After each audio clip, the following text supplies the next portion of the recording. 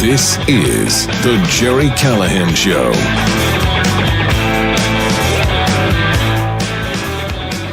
All right, before we get to the latest on the Minnesota scandal, I want to remind you of one thing as we sit here and enjoy the absolute implosion of the governor of Minnesota, Tim Walz. Just keep this in mind, and so you will enjoy it as much as I am. He's an absolute piece of garbage. Maybe you forget all the revelations we got when he was picked by Kamala Harris as her running mate. But this is a guy who abandoned his troops before they went to fight in Iraq. This is a guy who lied about everything, his military service, his coaching record. He's a really bad guy. In fact, as Alpha News in Minnesota has reported, and this has gotten not nearly enough coverage, he was in the National Guard. He was a commander. His troops believe that Tim Walz gave or sold sensitive military secrets to the CCP. Yeah, you heard that right. Yes, his troops believe that he gave or sold to China plans for a new military helicopter. And lo and behold, a year after they suspected this, China unveiled a new helicopter, much like our helicopter. You didn't hear that from anyone in the mainstream media. They reported in Minnesota, and I believe it. He made 30 plus trips to China.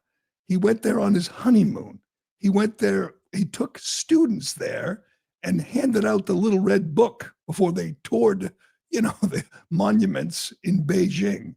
He could be one of the worst people we have ever seen in public office. He's not going to be in public office for much longer. Yes, the walls are closing in on Walz. The noose is tightening.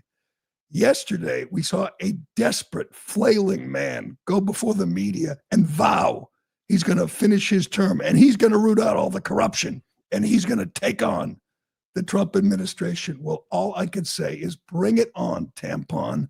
You are going to go down and go down hard, which it could happen any minute now. As we speak, there's a hearing before the House Oversight Committee with Democrat whistleblowers and Republican office holders talking about the fraud in Minnesota and the effort by Walz to stop people from reporting it, to retaliate against whistleblowers who came forward. This has been going on for years. He's been in office for 7 years. And I think we have an answer to the big question that we've been asking now for weeks. Did he miss this scandal? Was he asleep at the switch? Was he just not paying attention because he was distracted running for vice president or out taking trips to China? Or was he complicit? Was he compliant or complicit? I got to give him credit now. I'm going to give him credit because I think we have an answer. He's an idiot. He's a stupid man. He's not that stupid. He knew what was going on. He knew what was going on and he allowed it to happen. Indeed, he facilitated it because he wanted the votes. That is the real corruption story in Minnesota. That people like Tim Walz and Ilhan Omar and Keith Ellison and Jacob Fry, they did this deliberately. They allowed a group of pirates from Somalia to steal billions of dollars from the taxpayers in return for votes. They have a block there, a voting block, very reliable, motivated, of 100,000 foreigners who came to their state and they took advantage of it. They said, what we're going to do? We're going to make it so that they will support us. We will make them rich. We have a way to do it. And it was fake daycare centers, fake healthcare centers, fake transportation companies. We've learned a lot from Nick Shirley and Alpha News and others. We're going to learn so much more. This is going to get so much worse for Tim Walz, which is why I believe, and maybe I'm being a little optimistic here or naive, I think he's going to prison. I think he is a stone cold criminal. And it's still mind-boggling to think 11 months ago or 13 months ago, people went to the polls and voted for him to be vice president. Kamala Harris did a lot of really stupid things in her 107-day campaign. This tops them all. She vetted a bunch of candidates, including Mark Kelly and Josh Shapiro, and she chose this buffoon. She chose this cartoon character, this absolute clown. And now we know he's not just an idiot, he's a criminal. You don't miss $9 billion and counting in fraud. You don't just miss it. You don't just say, gee, I didn't know that daycare center without kids, without room, without space, without a playground wasn't real. How was I to know? And here's the other part. Here's the other thing that I can't get past. We've mentioned it many times. These are people from Somalia. And again, it's a culture of fraud there. The leading industry in Somalia is piracy. They don't even look at this as immoral. This is how they operate. We imported people from a culture of corruption and fraud and mistrust. And we brought them to America and we expected them to adapt and assimilate. No, they came here looking to scam us, looking to steal from us. And they began with public benefits. They got on welfare. They got on food stamps, on SNAP. 80% of them are on SNAP. Almost 80% of them who have been here 10 plus years are on SNAP and on welfare. So they came here with the express goal of scamming us, of signing up, and they came here for the free ride, and Democrats helped them. And then they said, not enough. We need more. We need to steal more. And Democrats helped them. I don't know how you can come to another conclusion. They, again, have an average IQ of 68, which qualifies as mentally retarded. And they scammed us. They filled out the forms. They set up the companies, the LLCs. Do you think that they did that on their own? Do you think a group of Somalians came to America, left Somalia, came to Minnesota, and devised this whole scam on their own? Of course not. They had help. They had help from people in the Democrat Party who knew if they could do that in return, they would get support. And they knew that they had a system set up where they could, where one voter could vouch for 8 voters, where everybody could vote, whether they were legal or not, whether they were registered or not. And they did. They elected Ilhan Omar. They elected Tim Walz, Keith Ellison, Jacob Fry. They elected these people because they knew not only would they help them set up these scams, but they would ensure they wouldn't get busted. They wouldn't get caught, because when people blew the whistle, Tim Walz retaliated and called them racist. Said, no, they're just hardworking Somalians. It took independent journalists, and they also knew the media was in the tank. There's a lot of corrupt media outlets in this country. The Minneapolis Star-Tribune could be at the top of the list. The CEO is a friend and former aide of Tim Walz, who did everything in his power to cover for his friend Walz as this scandal was going on.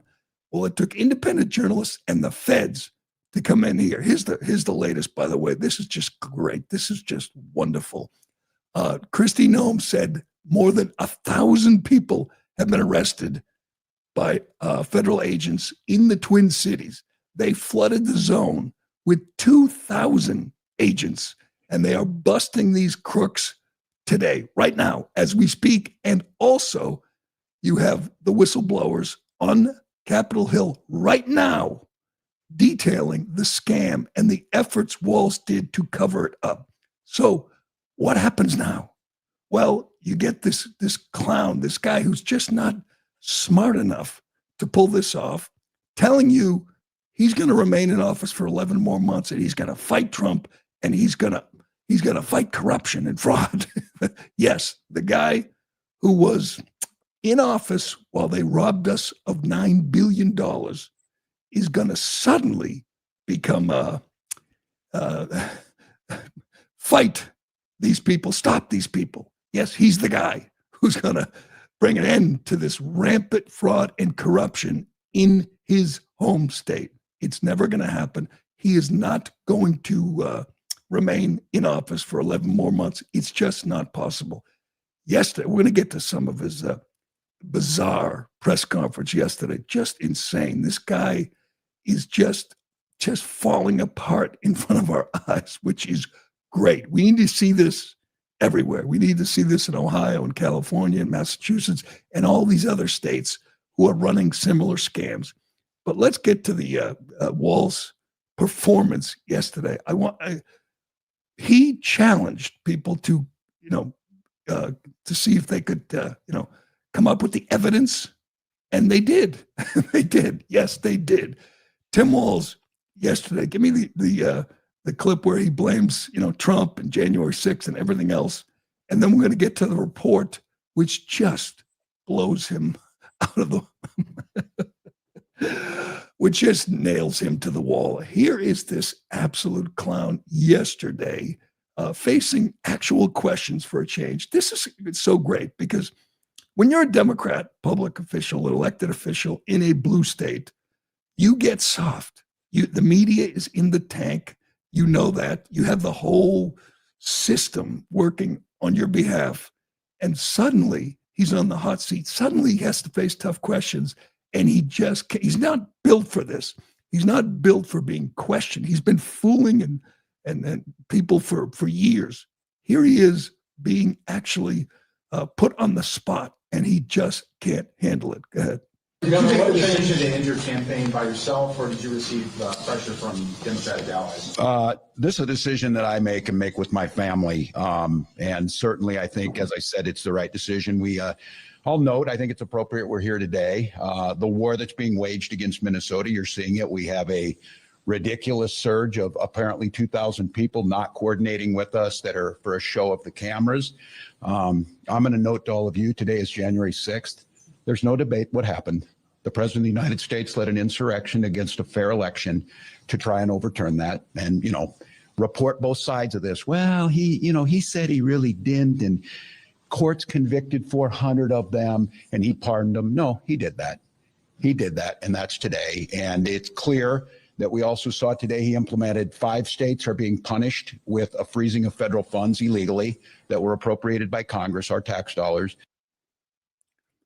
Being punished. So we're stopping the fraud, stopping the theft. And he says they're being punished. He said, if you have evidence, if you have emails, let's see it. Well, we get to see it. This report from Minnesota is incredible. How is he even allowed to remain in office for another day? Again, when is he going to be handcuffed, frog marched? He knew the whole time. He knew exactly what was going on. They all knew. These are just sinister people. These are really bad people. They knew, the Somalis didn't know, so they taught them. Here's how to do it. We got your back. Just set up a daycare center, a healthcare center, and send us the invoice. And we're expected to believe the Somalis came up with that on their own. Of course not. Of course not. People like Walz made it happen. Here's an unusual report from Minnesota, an actual news report that tells the truth, reveals the truth about this scam. Check this out. Against fraud. The performance audit shows the Behavioral Health Administration sent millions of dollars out the door in grants without making proper checks into who was receiving them. And that is not even the most jaw-dropping finding. Lou Raguse has tonight's top story. Lou? Julie, according to the nonpartisan legislative auditor, this is another case of mismanagement of taxpayer money. But perhaps the most explosive revelation is that managers within DHS, the Department of Human Services, tried to cover their tracks by backdating and creating new documents.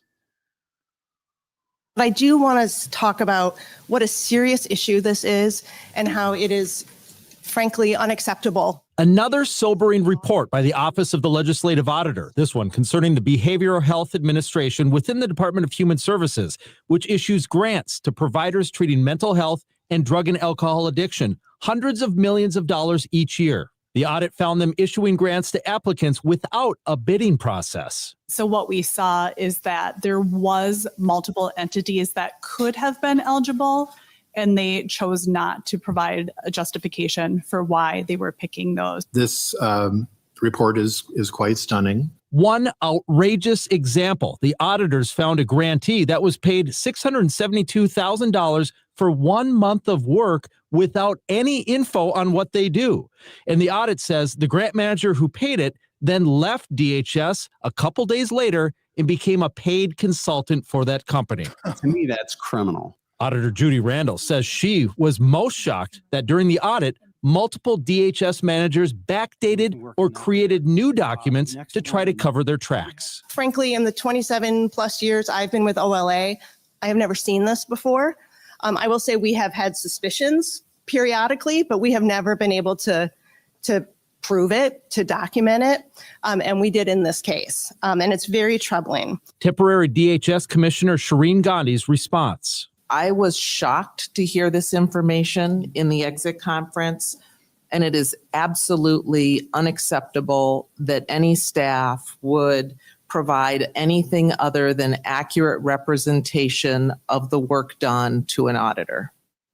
Now, there were a lot of questions from lawmakers. That's your tax dollars at work in Minnesota. That is just incredible. Fake documents, backdated documents to cover their tracks, to funnel money to scam artists who vow in return to support Democrats like Tim Walz. There's your evidence. And that's just the beginning. We're listening to it right now at the House Oversight Committee, and we're going to learn so much more.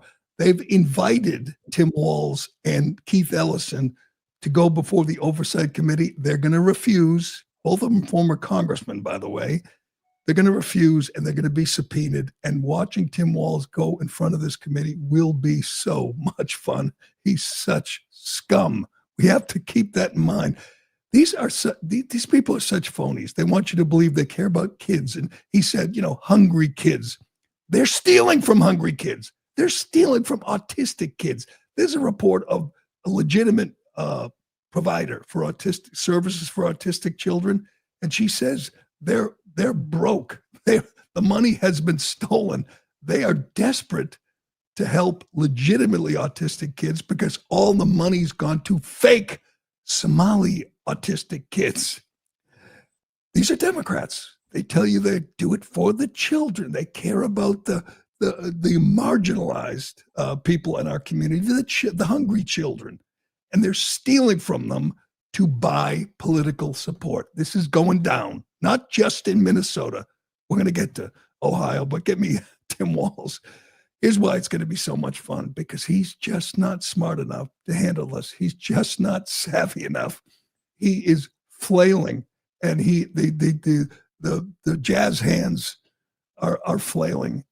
Here he is telling the media that he's going to hold them accountable. The media, most of whom are just fanboys of his and Democrats. That's the problem.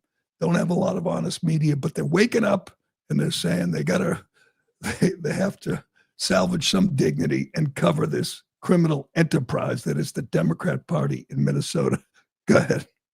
And expect for the next 11 months for me to ride you like you've never been ridden.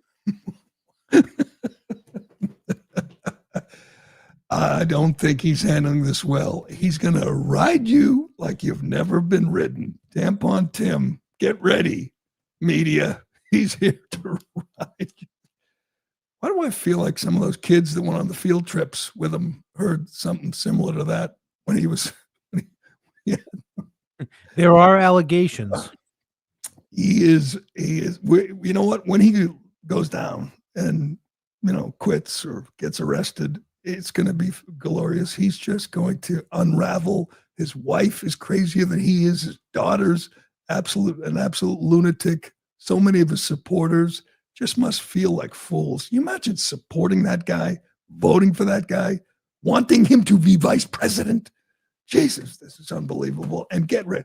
You know what? This is a bigger story, a much bigger story. This is happening everywhere. We know California is going to dwarf Minnesota. Illinois is going to dwarf Minnesota. We're going to see these scandals everywhere. And There are lots of Nick Shirleys out there. Here's the problem they have. People saw what Nick Shirley did, and Nick Shirley became famous. He made money. His profile just went through the roof.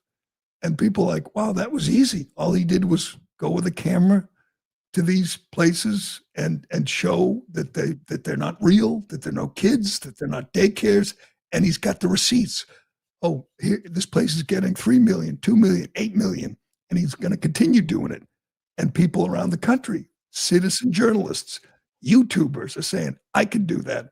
Here's a guy who went to, in Columbus, Ohio, went to a place that received 42 million in taxpayer dollars. And it took him about 10 seconds to discover, to report that it's not real. Here, as you're doing your taxes, and this is tax season, keep this in mind. This is what Democrats allowed to happen. This is just so incredibly immoral and unethical and criminal that I don't think even people, Democrats, even liberals are going to wake up and say, whoa, wait a second. This is just insane what we're witnessing. Here's a report from Columbus, another place, by the way, where they've sent a lot of Somalis, and someone taught them how they can make real money. Forget welfare benefits and SNAP, real money. Just come up with a fake daycare, a fake healthcare, send us a bill, and we'll pay it. Check this out. All right, guys. So we are here. We found it, finally, all day long. The Somali Education Resource Center, Suite 301 here at 299 East Granville Road in Dublin, Ohio. Now, the deal is that $14 million into this center here. This is a single office. And by the way, there's nothing inside it. We've already looked. It is very, very, very much dark, and it looks like there's maybe a couch inside. So not anything here. Very nice security system, which I found very strange. So I assume that they would probably have now taken our video and everything of us standing out here. But there is nothing here. And again, where's the money? That's the real question. Where is the money? Because the organization is supposedly $42 million over the past few years in taxpayer funding, and we have no access and we have no idea where it is. So we're just trying to ask some questions here, and we have yet to find anything at all. So we're going to keep looking, guys, but this is what we found so far. So you had an empty office, locked door, $42 million in taxpayer funds. Wonder how bad it is?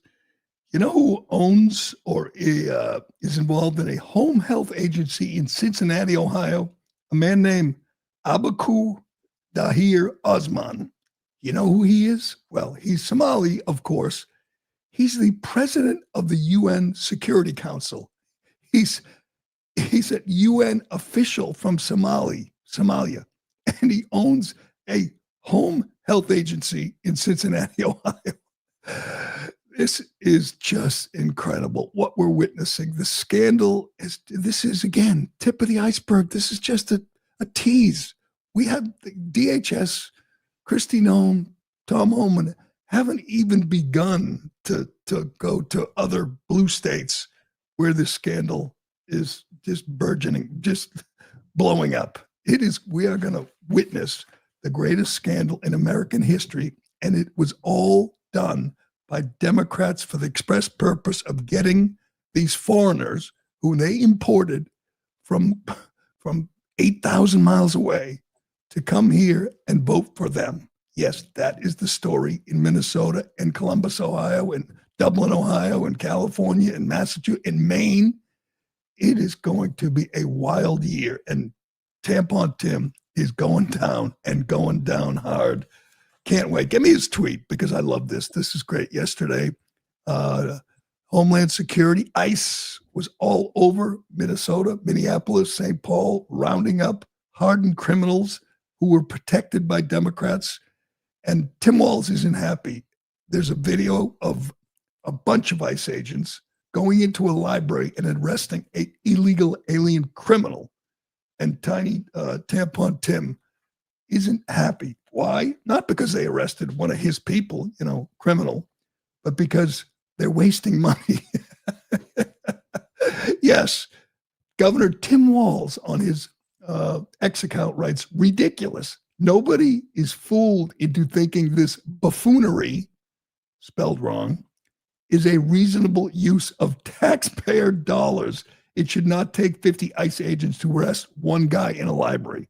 Well, a couple problems with that, aside from the misspelling. But you think Tim Walz would know how to spell buffoon?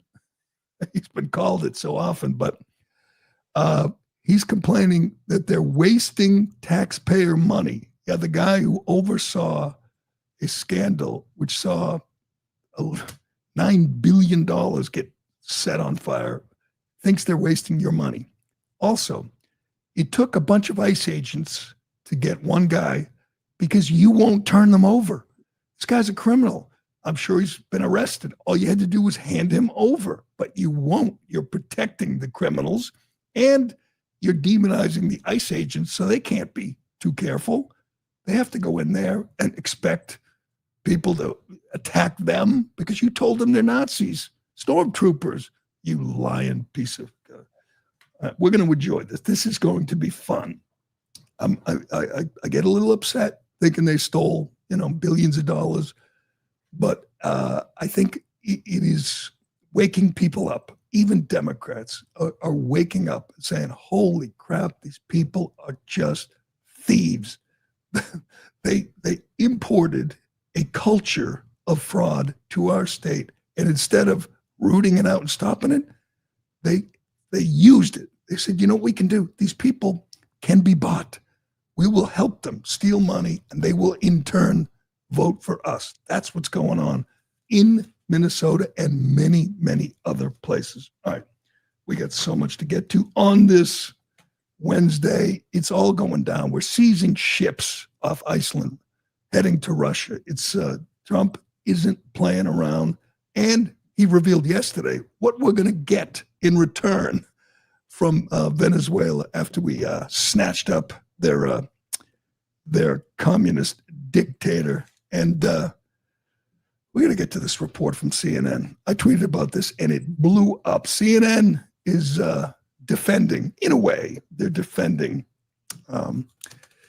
Nicolas Maduro, or should I say Nicolas Maduro?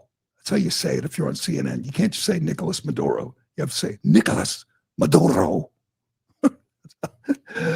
We'll get to that and more, but first. Excuse me. The new year used to mean something simple. It wasn't about slogans or grand declarations. It was about taking stock in your life and promising yourself you'd do better. You'd work a little harder, be a little stronger, show up for the people who depend on you. We didn't make excuses. We didn't cut corners. That's why I work with Beam. Beam is a company proudly founded in America, run by people who share our values, and they've built products that help you keep your promises that you make to yourself, the promises that actually matter. That's why you need to try their best-selling Dream Powder. It's a healthy nighttime blend packed with proven ingredients shown to improve sleep so you can wake up refreshed and ready to take on the day. Dream is made with a powerful blend of all natural ingredients, reishi, magnesium, L-theanine, and of course, melatonin. It's designed to help you fall asleep, stay asleep, and wake up feeling amazing. Dream is made right here in America, supporting jobs and the principles we stand for. No shortcuts, no junk. Until I started using Dream, I didn't know what a great night's sleep could mean to me. So if you've been waiting for the right time to try Dream, this is it. They're offering my listeners an exclusive discount going into the new year.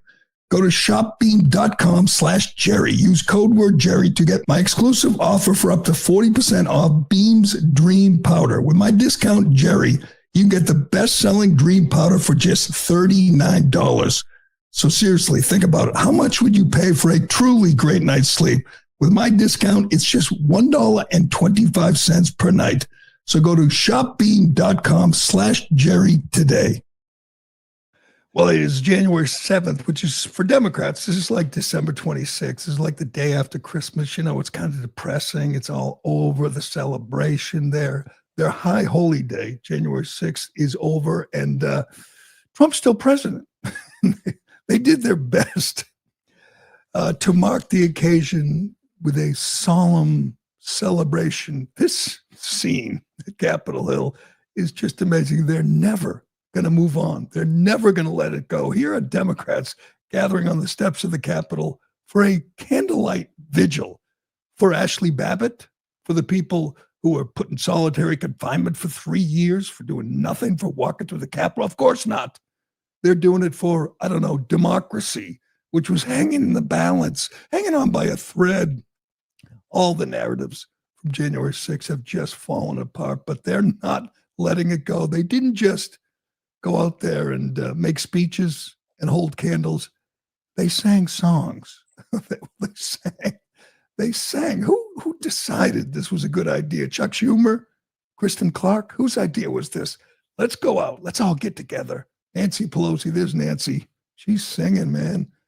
And went out there and sang. What do we have their song saying, God Bless America? God, this is humiliating.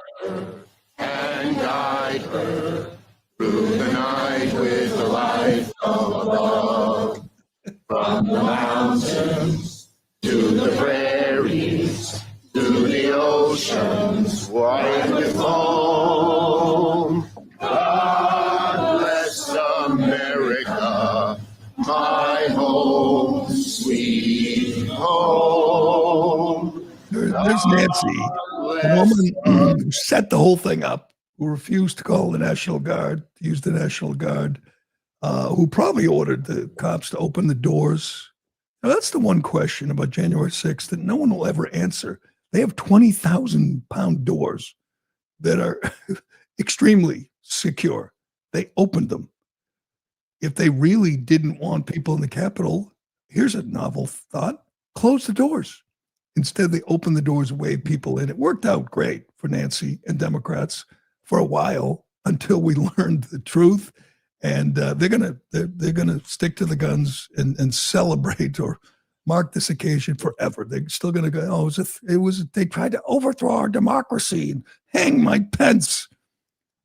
It's all lies. We know that now. And I think 5, 10, 15, 20 years, people are gonna understand it was all a setup orchestrated by Nancy Pelosi and the Democrats with the cooperation of the Capitol Hill police. But it didn't really take off yesterday. They tried. It didn't really work.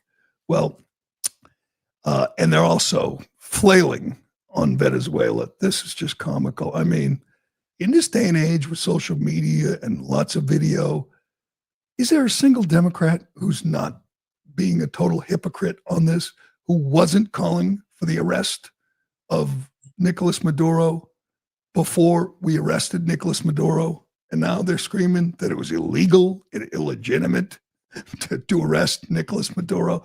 They just look like fools. It really is amazing. Now we're learning some of the details. The Financial Times reported that Rodriguez, the vice president, who's now president, was talking to the Trump administration. So the reason they're not changing the regime is because the new president is working with us, is going to cooperate with us. That's how you avoid a civil war. Any Democrat telling you we should have put Machado in charge and had a new president is a fool. Because if we did, you would have chaos. We didn't, for a reason, to have some stability in that country. Even though this Vice President Rodriguez might be a bad woman, she at least allows some stability. And if she works with us, if she's not sending drugs into this country and working with terrorist organizations and our enemies, good. That's a good thing. It works. But Trump announced what we're going to get out of this yesterday. He posted on True Social that we will receive between 30 and 50 million barrels of oil, which was stolen from us, from the U.S. Here is his post yesterday. I'm pleased to announce that the interim authorities in Venezuela will be turning over between 30 and 50 million barrels of high-quality sanctioned oil to the U.S. The oil will be sold at its market price, and that money will be controlled by me to ensure it is used to benefit the people of Venezuela and the United States. I've asked Energy Secretary Chris Wright to execute the plan immediately. It will be taken by storage ships and brought directly to unloading docks in the United States.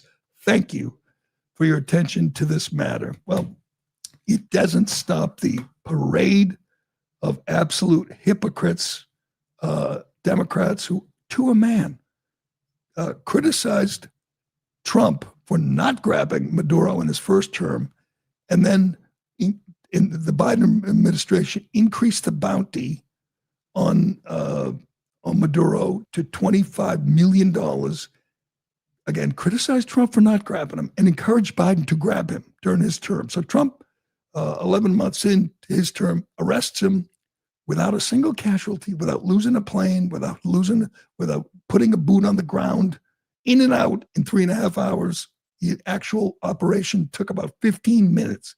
It was perfection by the U.S. military, and Democrats hate that. Here is Jake Tapper asking a great question of Mark Kelly. Again, Mark Kelly is the leader of the Seditious Six, the elected Democrats, veterans, who encouraged the troops, encouraged the military to defy Trump's orders. They couched it, said, you have an obligation to defy illegal orders. So now Democrats are saying this operation in Caracas was illegal.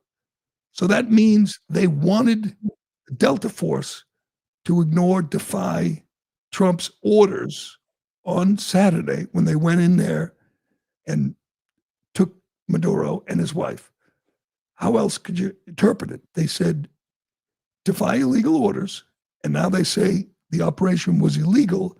So Democrats wanted Delta Force to ignore, defy, disobey the orders they followed to carry out this amazing operation.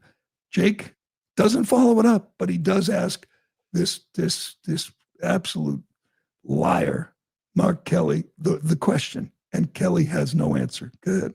We've heard Democrats say that the operation in Venezuela was illegal.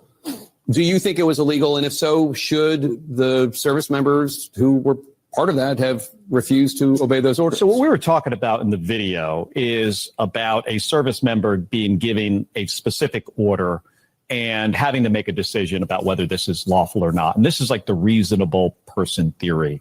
What you're getting at is constitutional questions. Can a president try to do a law enforcement action on a head of state, but use 150 airplanes and the full force of the U.S. military to do that? So these are two different things. No, they're not. Now, Maduro is a bad guy, and it's good that he's gone. It seems like this president, because he had no plan beyond removing Maduro, has now installed Maduro's number 2 person in Delcy Rodriguez. You know, that's what we call in the Navy fleeting up, when the executive officer becomes the commanding officer. That's the situation we have in Venezuela right now. And it's because I don't think they had a plan of what was going to come next. Mm-hmm. Honest to God, didn't have a plan. It was the greatest plan we've ever seen. It was the most amazing, awe-inspiring plan we've ever seen from the U.S. military. And of course they had a plan. If it's true, they were talking to Delcy Rodriguez, the VP, and she's now running the country. Of course they had a plan. And they didn't do what Democrats are calling for them to do, is install Machado or someone else, which would create absolute chaos. Then what would the military do? Then what would all the generals do? We don't know. We'd have civil war, perhaps. We'd have a situation like Iraq. But no, they had a plan in place, and so far so good. We'll see. But we know one thing: Democrats are rooting hard for absolute chaos in Venezuela. That's more important to them. They want Trump to look bad.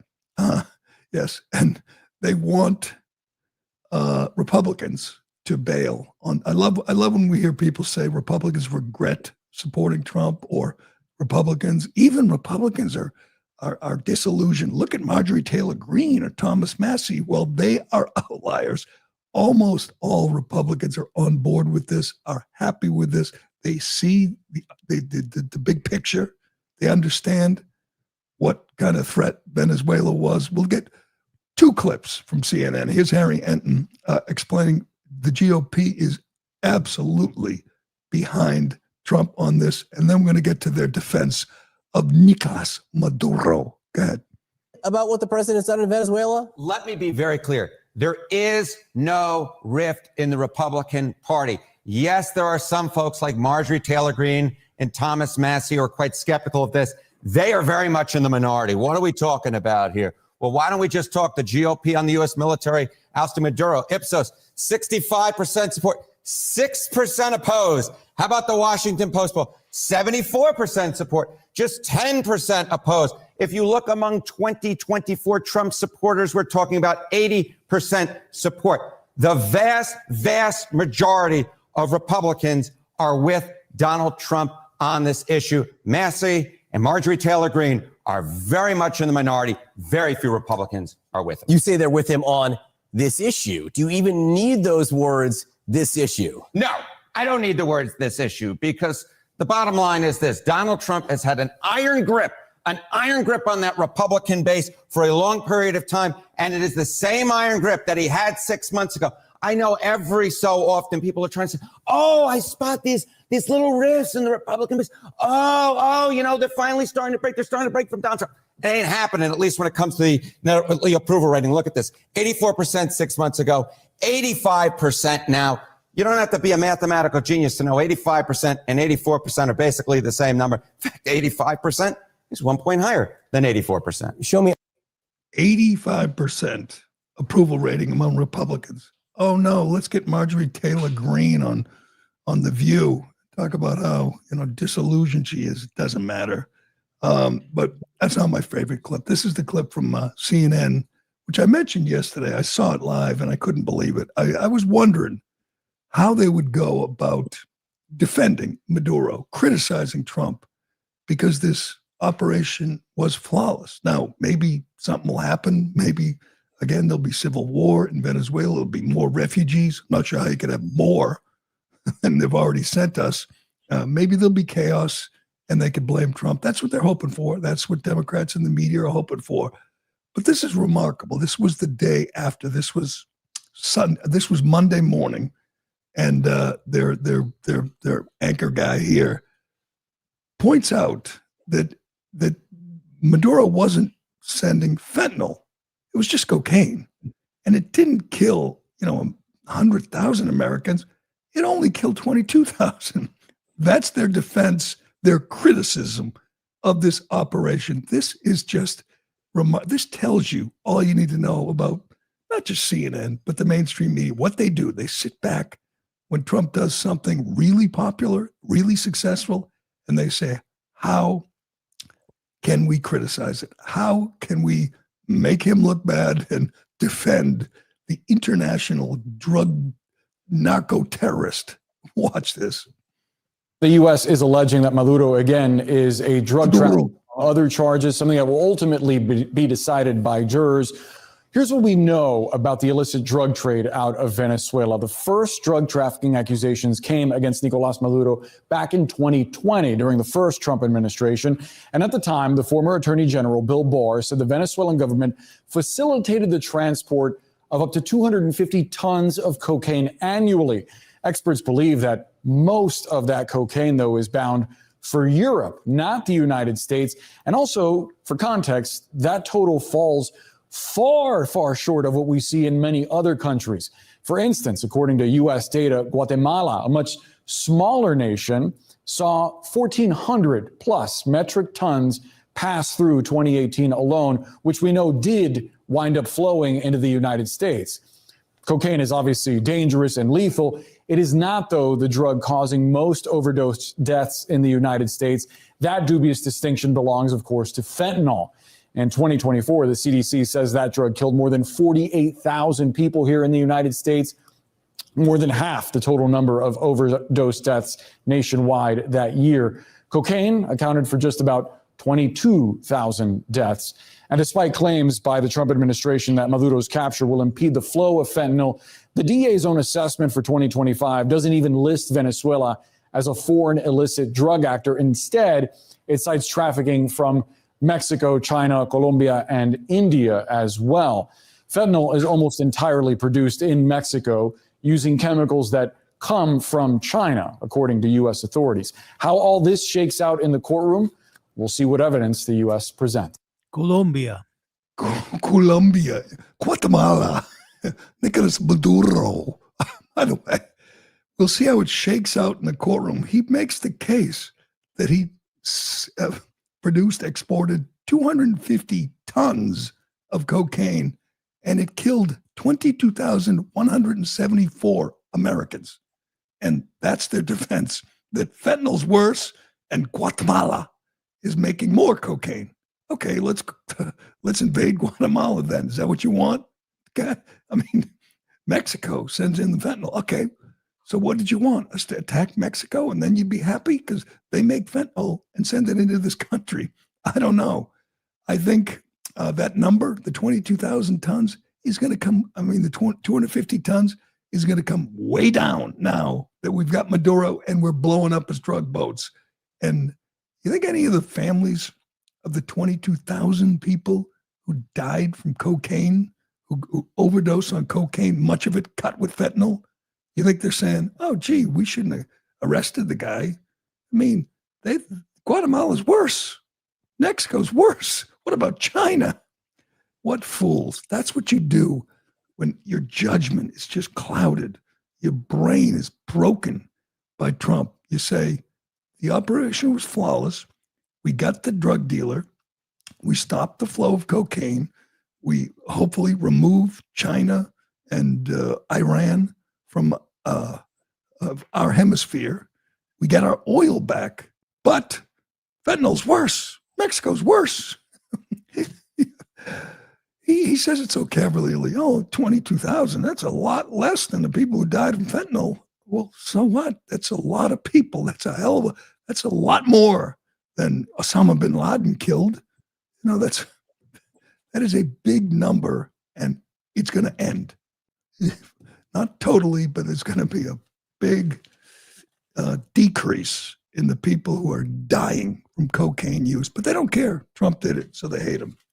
And the hits continue. The criticism of this operation is, again, so incoherent, convoluted. Again, the people who say we don't want regime change. Okay, we didn't change regimes. We don't want forever wars. Well, I don't think 3 hours qualifies as forever. In fact, there's no war. They're criticizing Trump for a war that isn't happening. We're not at war. We arrested the guy and took him to New York for arraignment, read him his rights. The people who are demanding due process for Kilma Abrego Garcia are upset that we're giving Nicolas Maduro due process. All their arguments are just upside down and incoherent. And which brings us to Jasmine Crockett. I'm, again, mixed feelings. I think Jasmine is going to lose her Senate run. She's losing her seat to redistricting in the House. So she's running for Senate. She's going to go down hard, man. It's not going to go well for Jazzy. In Texas, she thinks she can win statewide because she's nuts. So she goes on The View, where all the cackling hens were calling this operation illegal and unconstitutional and illegitimate. They don't know what they're talking about. They don't explain, why it's illegal. Oh, he didn't get congressional approval? Well, what president does that? Obama didn't do it, bombed the hell out of the Middle East. Biden didn't do it. No, Clinton, no presidents don't get congressional approval for law enforcement operations when you arrest drug dealers. And if they tried to get congressional approval, they couldn't do this operation because Democrats in Congress would leak it to the New York Times. But here's Jazzy auditioning for The View because she's going to need a job. 1 year from now, from today, Jazzy's going to be out of work, and she's not going to go quietly, man. She wants to be on The View or CNN. She might be too crazy for CNN and MSNBC, so maybe there'll be a seat for her on The View. But here she is explaining how arresting Maduro means that some other country can come into the U.S. and arrest Trump. I don't know. I see some flaws in that argument, but let's hear from Jazzy. the press conference that he held, he didn't talk about democracy. Now, I know there are a lot of people that are talking about this is good for the Venezuelan people because Maduro was a bad guy, but that's not why he did it. He has not cared about Venezuelans at all. Let me be clear about that part. Sure. And here's the receipt. The Enemy Aliens Act, which most of us had never heard of because it's from the 1700s, he invoked it specifically because of Venezuelans. He said, we are being attacked and invaded by Venezuelans. That was number one. Then the next thing that you know, CCOT, that's where he was sending Venezuelans. Remember the 60-minute episode that they did not want to air about how they were treating them, mistreating them at CCOT? That's where he sent Venezuelans. Then after that, he was illegally killing folk, saying that, oh, well, they're bringing drugs because it was supposedly about fentanyl, which is not where we get fentanyl, No, it isn't. to be clear. So then he killed over 100 people with these bombs that he was dropping. And then when he went in to get Maduro, he killed even more Venezuelans. This ain't about Venezuelans. I get that there are people that don't like the leader. But guess what? There are a lot of people that don't like our leader.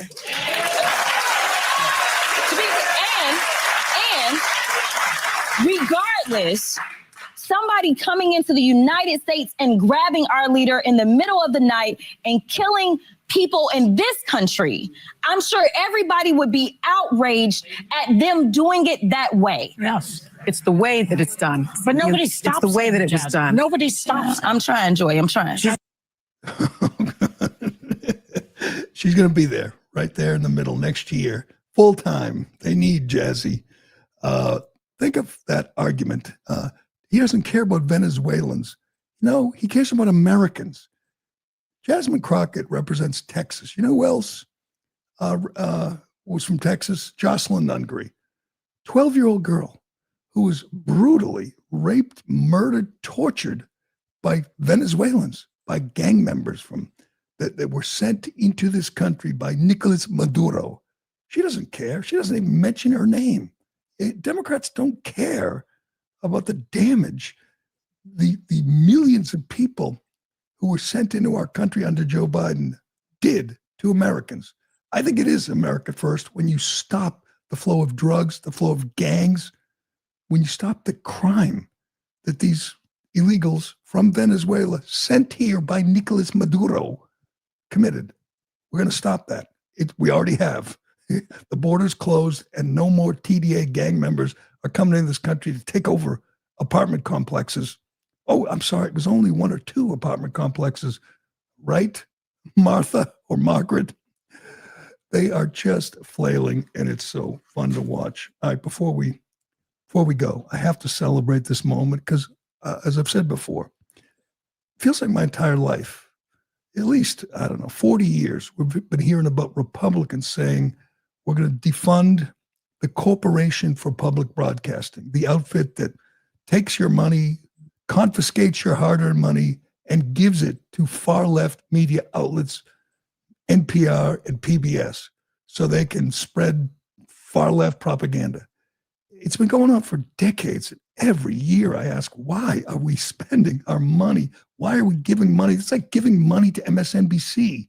We're giving money to the Atlantic or something. There's just this far-left organizations that are completely devoted, dedicated to, in this case, in this day and age, stopping Trump, hurting Trump, stopping Republicans.